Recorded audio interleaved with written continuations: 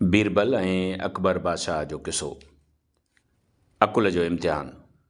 चवनि था त हिकु ॾींहुं अकबर बादशाह ऐं बीरबल बाग़ में घुमी रहिया हुआ। बीरबल अकबर बादशाह खे हिकु खिल भोग वारी कहाणी ॿुधाए रहियो हो, जंहिंमां अकबर बादशाह मज़ो वठी रहियो हो। बाग़ में घुमंदे अकबर बादशाह खे बांस जी हिकु नंढड़ी छड़ी नज़र आई। उहा छड़ी ॾिसी अकबर बादशाह जे दिलि में बीरबल जो इम्तिहान वठण जो ख़्यालु आयो। हुन उहा नंढी छड़ी बीरबल जे हथ में ॾींदे खेसि चयो, छा तूं हिन छड़ीअ खे वढ टुक करण खां सवाइ नंढो करे सघीं थो? बीरबल सम्झी वियो त अकबर बादशाह मुंहिंजे अकुल जो इम्तिहान वठी रहियो आहे। हुन बादशाह खे कहाणी ॿुधाइण बंदि कई ऐं कुझु देरि सोच में ॿुॾी वियो।